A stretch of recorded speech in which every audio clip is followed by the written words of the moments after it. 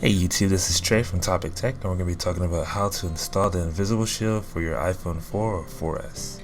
I know the new iPhone's coming out pretty soon, but I figured I'd show you guys because a lot of you are getting the 4 now. So I chose Zagg specifically because it has a lifetime warranty. This is actually my replacement screen where my first one got messed up just from normal use, and they replaced it for me. It's very important from the beginning that you prepare to do this. Make sure you take everything out of the box. You want to have a clean working area. You don't want to lose pieces. You don't want to have dust or be out in the open, because this is something, once you put it on, you don't want to have to take it off again. So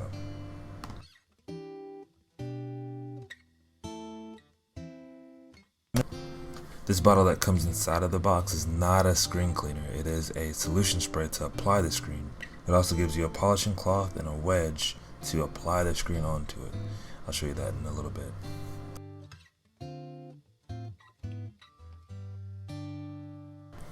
Here's the polishing cloth. You don't want to have to open this later, so go ahead and open it up, get it ready. You're gonna have to use this here in a minute.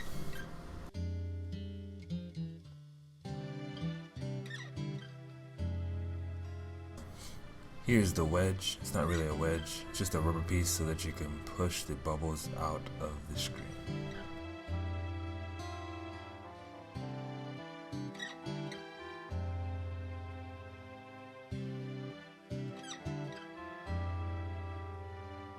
So first you want to remove any case or current screen shield that you have on your phone.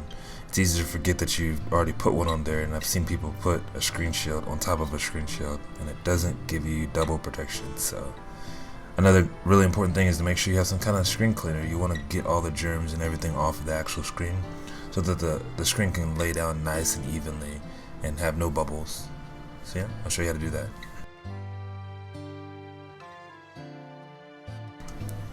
Another very important tip is to make sure that you clean the front and the back of the phone, because of course you're going to be picking up the phone in the process possibly, and you don't want to have any dirty marks from the back of the phone somehow get onto your fingers and into the front of the phone. Go ahead and polish the front of the screen, make sure everything's cleaned up.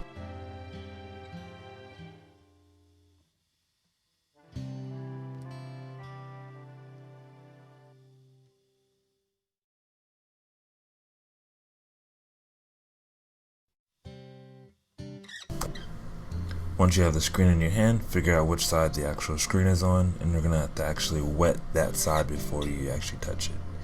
So figure out which side, it's most likely a groove on it.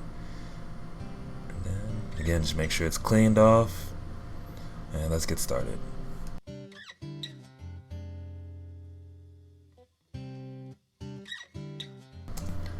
Another very important tip, make sure your hands are wet.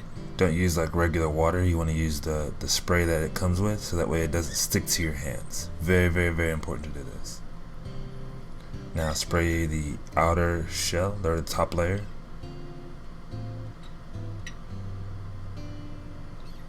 Peel it from one corner with one thumb. Have at minimal least contact with the other side of it as possible. Then you're going to spray the adhesive side. Make sure you get this nice and wet. You want water bubbles to get on there. It's very important to go ahead and spray your screen as well too. Do not skip the step. It will not mess with your phone. Just make sure you missed it. Don't go into the ports, of course. But yeah, you want to make sure you wet the screen and your actual screen on the phone. It's very important.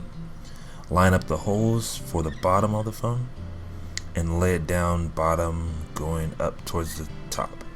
Doesn't have to be like completely even, but you don't want to have super big massive air bubbles underneath. Yeah, and then just line up the top and the bottom. The purpose of wetting the screens are so that you can adjust it as you lay it down. So right now it's still moist underneath it, in between the screens, so you can easily just nudge it to the left or to the right or up or down to get it to line up just perfectly.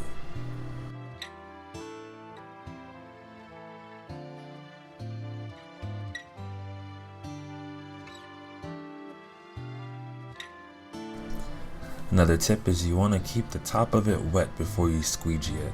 The squeegee is not going to ruin it or anything, it's just it moves it. If it's too dry, it's going to move the screen as you're trying to move it across the screen. If that makes sense.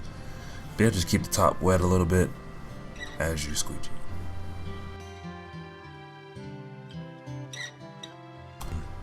You want to start from the middle and just push slightly downwards.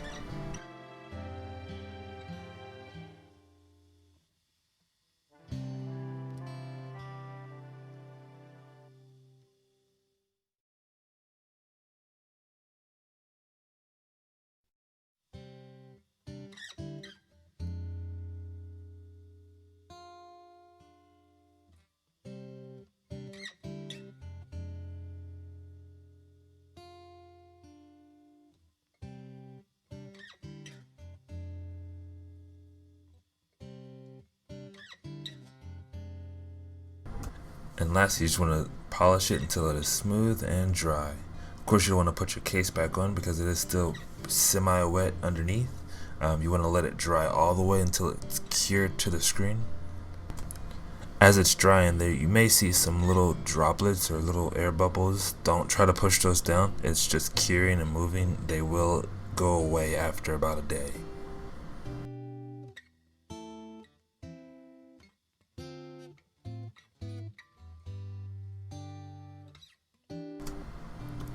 But yeah, that's it.